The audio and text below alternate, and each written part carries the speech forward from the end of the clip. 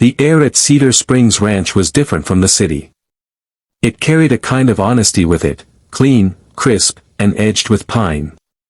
As I drove down the winding dirt road leading to my grandfather's old property, memories pressed against me like ghosts. Every tree, every bend in the fence line whispered his voice, reminding me of summer days spent chasing dragonflies, and winter nights where the only sound was the crackle of firewood. I parked my truck by the old barn, grabbed my gear, and walked toward the lake. The path was overgrown now, wild grass licked at my boots, and thistles tugged at my jeans, but I welcomed the resistance. This wasn't just a visit. It was a return. A reclaiming of roots. When the lake finally came into view, my chest tightened. The water glimmered like molten silver under the sinking sun. This was the very place where my grandfather had taught me how to fish, how to be still, how to listen. Land isn't just dirt, he used to say, it's memory. It's family. Take care of it, and it will take care of you. I dropped my pack by the shore and set up camp. The simple motions, unfurling the tent, laying out a sleeping bag, building a fire ring of stones, felt grounding, like repeating an old ritual. When the fire was lit, its glow licked at the shadows, painting the lake orange. I boiled coffee in a dented kettle that had belonged to my grandfather, the smell of roasted beans curling into the cool night air. I leaned back in my chair, staring at the rippling water. The world was quiet, except for the symphony of crickets.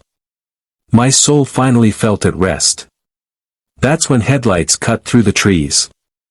At first, I thought it was a lost neighbor, maybe a friendly farmer coming to say hello. But the SUV that rolled up was spotless, gleaming, completely out of place in the dirt and dust of ranch land. 3 people stepped out, their polished shoes crunching against gravel. They looked like they had walked out of a suburban board meeting and dropped themselves into the countryside. The woman in front, her hair pinned back tightly and a clipboard clutched like a weapon, wasted no time. HOA rep, sternly. Excuse me. What exactly do you think you're doing here? Her tone wasn't curious. It was accusatory, sharp enough to slice the calm night in half. I stood slowly, caught off guard but not intimidated. Me, calmly. Camping. On my land. Her lips pressed into a hard line. She gestured toward the lake as though she owned it. HOA rep, snapping. This is Cedar Springs Homeowners Association property. You can't camp here. It's against our community rules. Her words rang absurd. I blinked at her, then at the 2 men flanking her, one fiddling with his phone, the other crossing his arms like a hired guard. Me, confused. I think there's some mistake. This is my ranch. My grandfather passed it down to me. This lake is part of it. She scoffed, scribbling something furiously on her clipboard. HOA rep, coldly. Don't play games. This lake has always been maintained by the HOA. Our residents fish here, walk their dogs here, and host community events. You're in violation of our regulations, and if you don't leave immediately, we'll fine you. I felt heat rising in my chest. Her confidence was unsettling, not the bluster of someone bluffing, but the arrogance of someone used to getting her way. Me, firmly. Listen. My family has owned this land for 3 generations. There is no community property here. You've got the wrong man. Her face hardened. Without missing a beat, she pulled out her phone. HOA rep clipped. I'm calling the sheriff. Let them sort this out. For a moment, I stood frozen, the crackle of my campfire mocking the tension now unraveling. They were trespassers, on my land, yet somehow, she had twisted the situation to paint me as the criminal. I sat back down, refusing to be bullied, but my hands trembled around my coffee mug. This was my sanctuary. My grandfather's voice echoed in my head, stand your ground. Truth doesn't need to shout, it just needs to endure. Minutes crawled by like hours until the distant wail of sirens cut through the night. Red and blue lights flickered against the trees. My stomach knotted.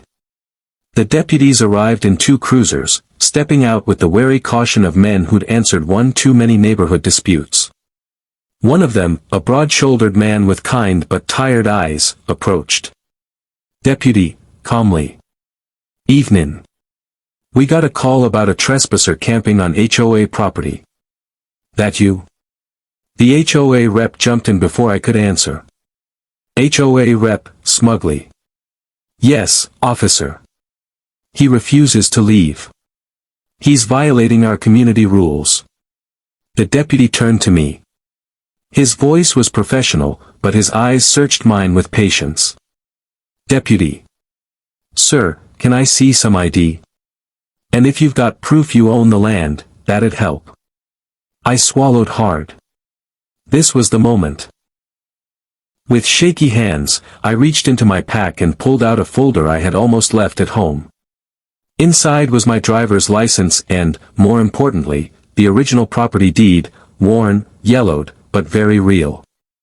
The deputy scanned it carefully under his flashlight, his brow furrowing. After a long pause, he looked at the HOA rep.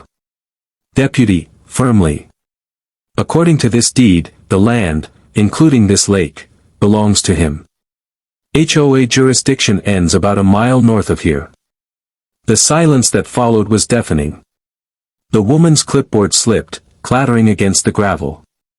Her face flushed, but her voice faltered. HOA rep, stammering. That can't be right. We've been using this lake for years. Our community, maintains it." The deputy's eyes narrowed. "Deputy. Doesn't matter if you've been using it.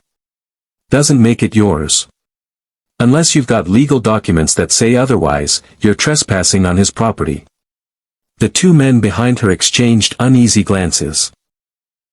The arrogance drained from their faces, replaced with something closer to fear.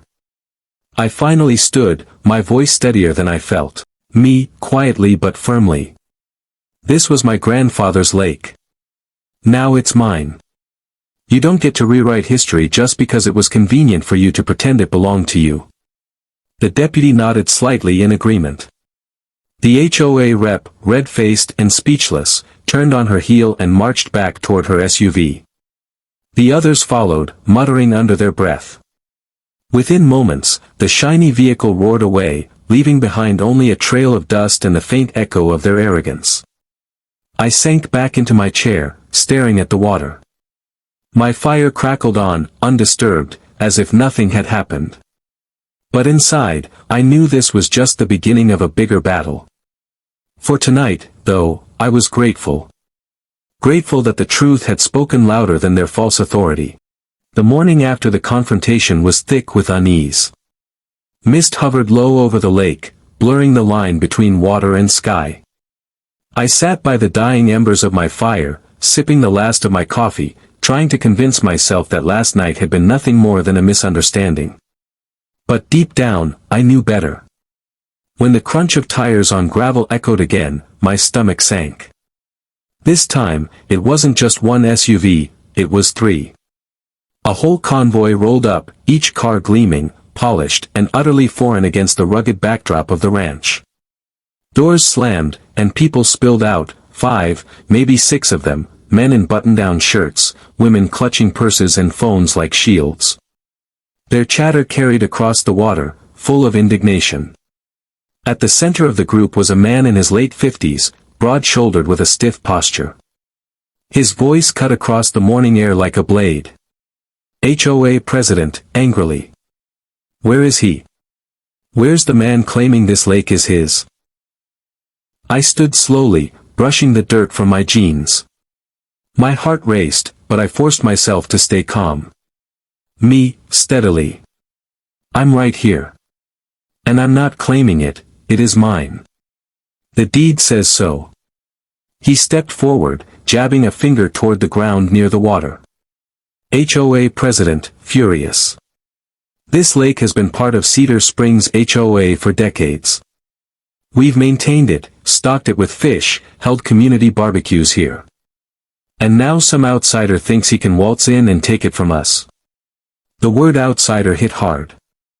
I clenched my jaw. Me, calm but firm.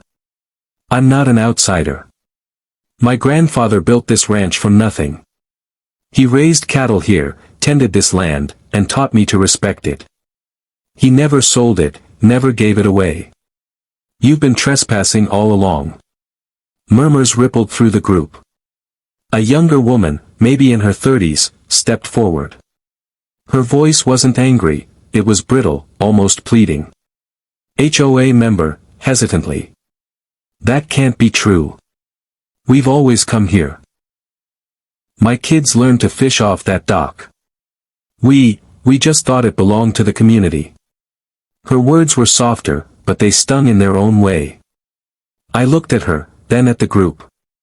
Their faces were a mix of outrage, disbelief, and, underneath it all, guilt.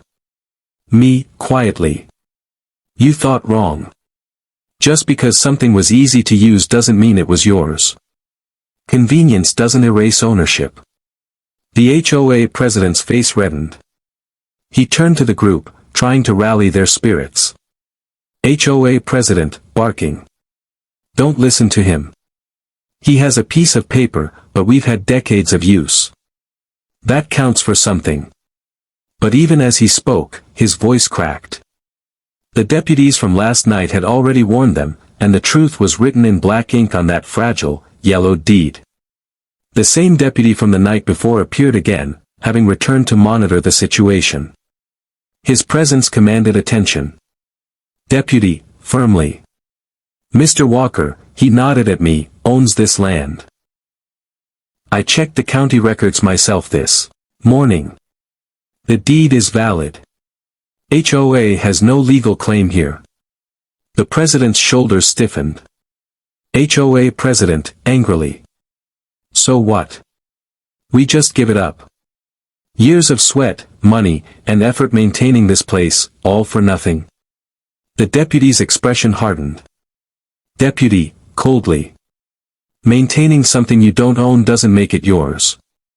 That's called trespassing. And from this point forward, if any of you step foot here without permission, it'll be treated as such. The weight of his words settled heavily. Some of the group shifted uneasily, glancing at one another. I took a step closer to the lake, the mist curling around my boots. My voice was softer now, but edged with steel. Me, emotionally. My grandfather used to sit right here with me. He'd tell me stories about his father, about how this land wasn't just soil or water, it was our family's legacy. Every fence post, every blade of grass meant something. And while you held your parties and picnics, this place was quietly holding memories that you never earned. Do you see that? The younger woman lowered her eyes, tears threatening at the corners. She whispered, almost to herself. HOA member, guiltily.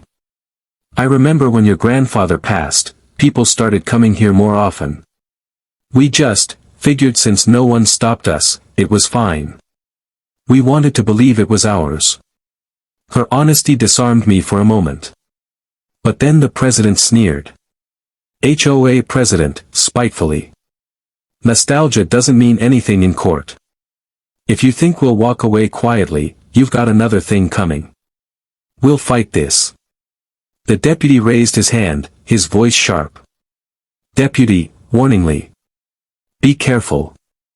I've seen communities tear themselves apart over greed and pride. The law is clear. If you want to waste money on lawyers, be my guest. But you'll lose.